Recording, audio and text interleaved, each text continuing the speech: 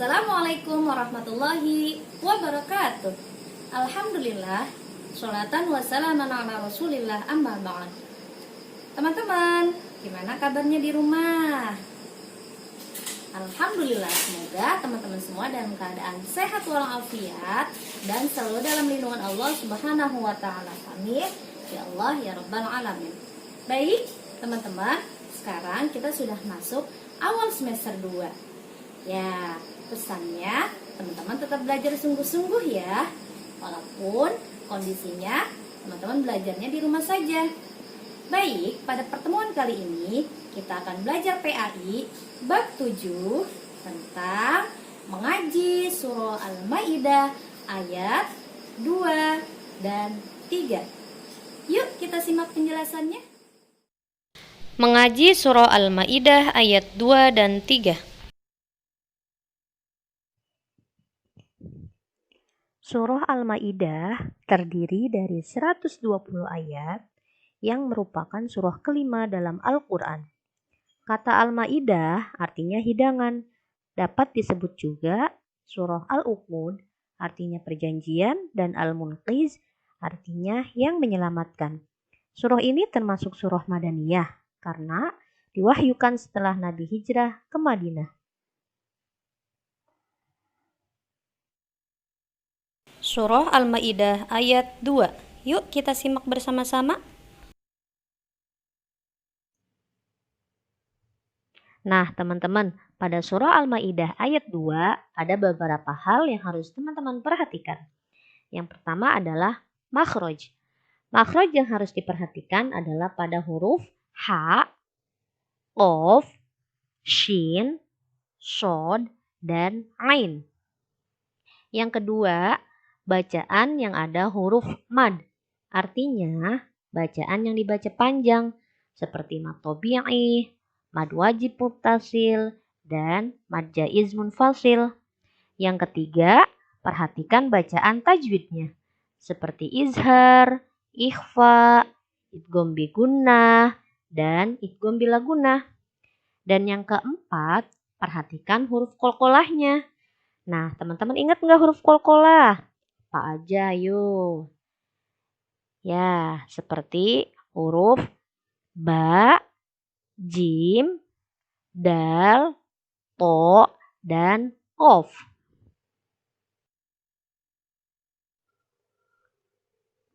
Teman-teman, yuk kita baca surah Al-Maidah ayat 2. Disimak baik-baik ya. A'udzu billahi minasy syaithanir rajim.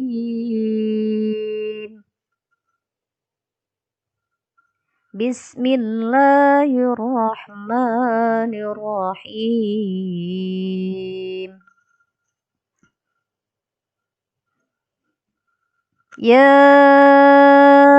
ayyuhalladzina amanu la tuhillu sya'airallah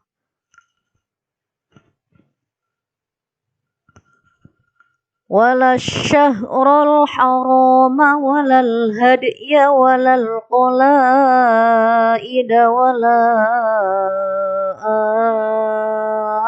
minal baital haram yabtaguna fadlan min rabbihim wa ridwana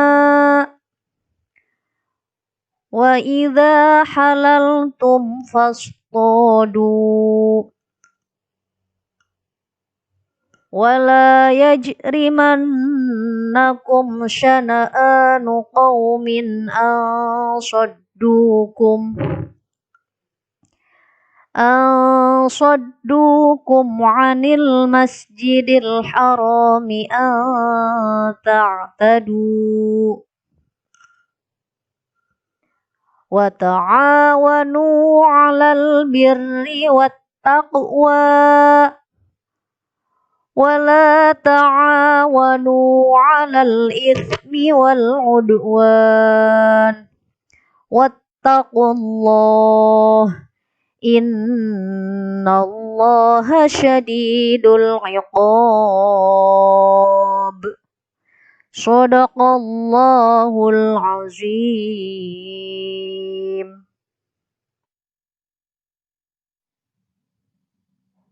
Mengartikan surah Al-Maidah ayat 2.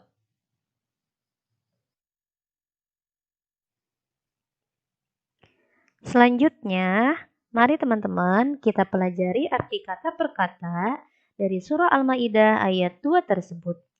Nah, perhatikan pada tabel di bawah ini ya.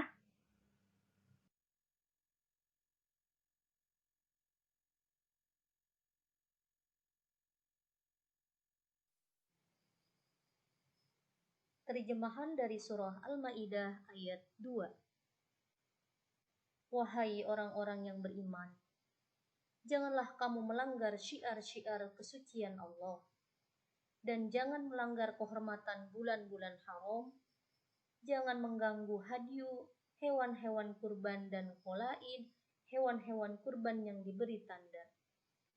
Dan jangan pula mengganggu orang-orang yang mengunjungi Baitul Haram. Mereka mencari karunia dan keridhaan Tuhannya.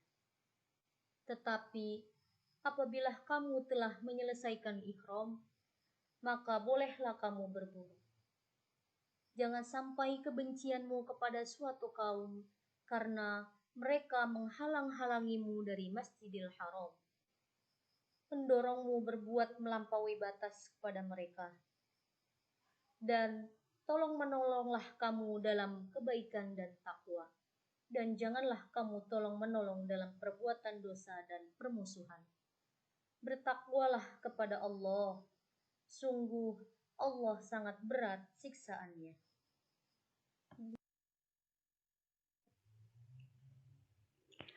Kandungan surah Al-Maidah ayat 2.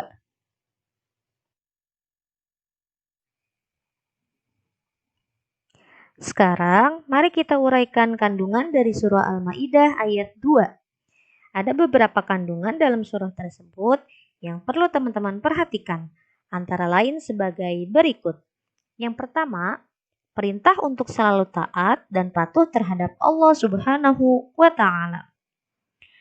Nah, jika Allah memerintahkan kita untuk melakukan sesuatu, kita harus melaksanakannya, seperti beribadah, beramal soleh, berakhlak mulia, dan sebagainya. Yang kedua, Allah melarang kita mengganggu orang-orang yang sedang beribadah. Kita wajib menghormati orang lain yang sedang beribadah ya teman-teman, tidak boleh mengganggu, menghalangi, apalagi sampai membuat kegaduhan. Karena itu semua termasuk perbuatan dosa yang harus kita hindari. Yang ketiga, larangan menganiaya orang-orang yang berbuat zolim. Orang-orang yang membenci kita, tidak boleh kita balas dengan kebencian terhadapnya. Nah, jika ada orang yang jahat kepada kita juga tidak boleh membalas dengan kejahatan ya teman-teman. Sikap yang baik adalah menasehatinya, mendoakannya, dan menyadarkan mereka agar berbuat kebaikan. Yang keempat, perintah untuk tolong-menolong dalam kebaikan dan takwa. Tolong-menolong merupakan kewajiban setiap orang kepada sesama. Ya, selama untuk tujuannya kebaikan dan takwa, kita harus saling tolong-menolong ya teman-teman. Seperti mengingatkan teman sholat, mengingatkan teman mengerjakan tugas, pokoknya mengingatkan teman dalam kebaikan. Nah, yang terakhir adalah larangan untuk tolong-menolong dalam kejahatan. Nah, kejahatan dalam bentuk apapun adalah perbuatan dosa yang harus kita jauhi. Walaupun yang mengajak adalah teman dekat kita, keluarga kita, karena itu semua memberikan siksaan kepada kita yang melakukan kejahatan dan orang yang membantunya juga. Makanya sikap kita harus berani menolak setiap ajakan untuk berbuat kejahatan ataupun dosa.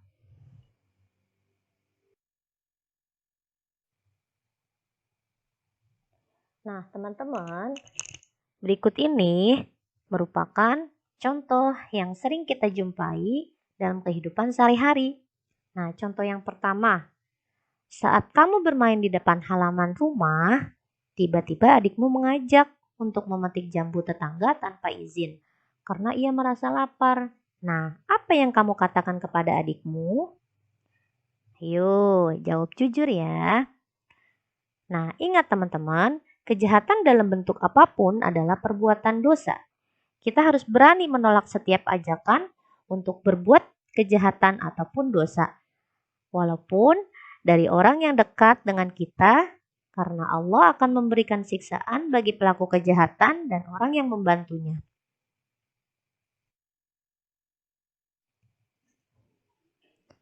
Contoh yang kedua, Angga suka mengganggu temannya yang pergi untuk mengaji di masjid. Ia juga sering mempengaruhi temannya agar tidak berangkat untuk mengaji di masjid dan memintanya untuk bermain bersamanya. Apa yang kamu lakukan terhadap Angga? Ayo, apa teman-teman? Nah, kita harus menasihati Angga, memberikan pengertian kepadanya bahwa kita wajib menghormati orang lain dalam beribadah. Nah, tidak boleh menghalanginya ataupun membuat kegaduhan.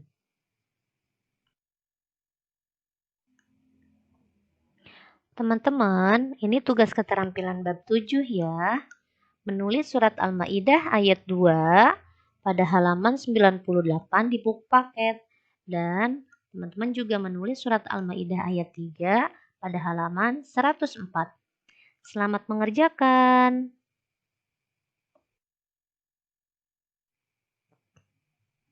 Yuk kita lanjut materi kita. Surah Al-Maidah ayat 3. Perhatikan baik-baik ya. Cekidot. Perhatikan hal-hal berikut ini. Nah, teman-teman harus memperhatikan tanda waqaf atau tempat berhenti yang ada sebelum berakhirnya ayat. Tanda-tanda tersebut sering kita temui ketika kita membaca Al-Quran yang ditulis kecil di bagian atas barisan ayat. Nah, tanda-tanda huruf tersebut adalah yang pertama, waqaf lazim. Dilambangkan dengan huruf mim yang artinya harus berhenti. Yang kedua, waqaf mutlak ditandai dengan to yang artinya sebaiknya berhenti. Yang ketiga, waqaf aula ditandai dengan huruf ola yang artinya sebaiknya teman-teman berhenti. Dan yang terakhir adalah waqaf jaiz yang dilambangkan dengan huruf ja yang artinya boleh berhenti dan juga boleh meneruskan. Juga harus memperhatikan tajwidnya ya teman-teman seperti izhar, idgham, ikhfa, dan madnya. Sekarang kita baca surah Al-Maidah ayat 3. Diperhatikan baik-baik ya teman-teman. A'udzu billahi minasy syaithanir rajim. Bismillahirrahmanirrahim.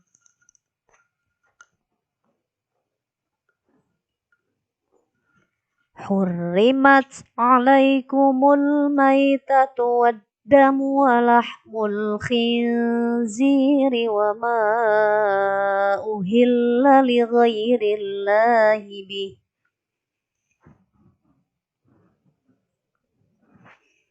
والمنخنقة والموقوذة والمتردية والنطيحة وما أكل السبع إلا ما ذكيتم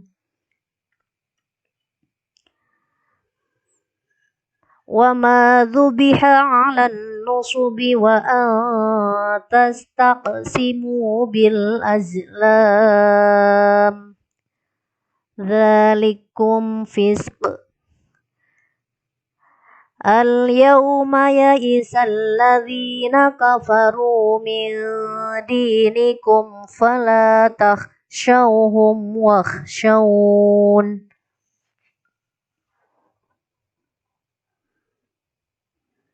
Al-yawma akmaltu lakum dinakum wa atmamtu alaikum ni'mati wa raditu lakumul Islam dina.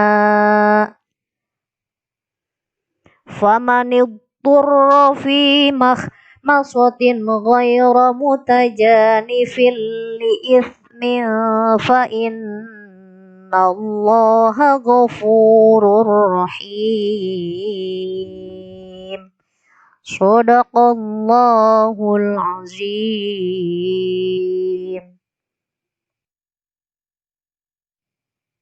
Mengartikan surah Al-Maidah ayat 3. Mari kita artikan perkata dari surah Al-Maidah ayat 3 agar lebih memudahkan teman-teman untuk memahaminya.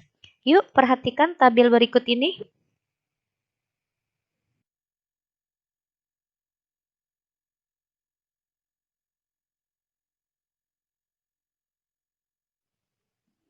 Terjemahan surat Al-Maidah ayat 3.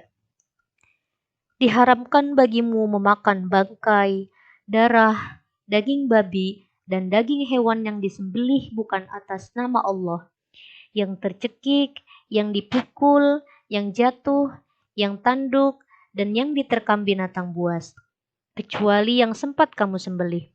Dan diharamkan pula yang disembelih untuk berhala, dan diharamkan pula mengundi nasib dengan azlam atau anak panah, karena itu suatu perbuatan fasik. Pada hari ini orang-orang kafir telah putus asa untuk mengalahkan agamamu. Sebab itu, janganlah kamu takut kepada mereka, tetapi takutlah kepadaku. Pada hari ini telah aku sempurnakan agamamu untukmu, dan telah aku cukupkan nikmatku bagimu, dan telah aku ridhoi Islam sebagai agamamu. Tetapi barang siapa yang terpaksa karena lapar, bukan karena ingin berbuat dosa, maka sungguh Allah Maha Pengampun, lagi Maha Penyayang. Kandungan surah Al-Maidah ayat 3.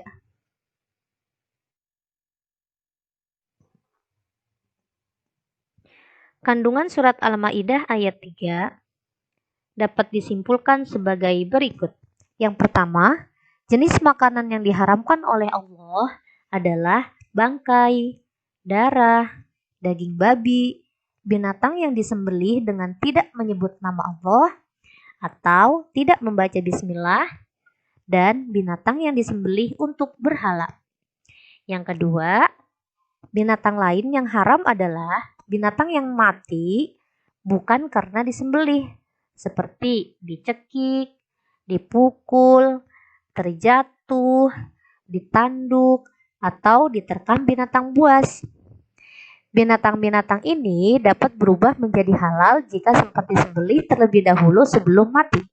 Dan yang terakhir, jika seseorang dalam keadaan terpaksa atau darurat karena kelaparan dan tidak menemukan makanan lain yang halal, boleh memakan binatang di atas, asalkan bukan disengaja untuk melanggar larangan Allah.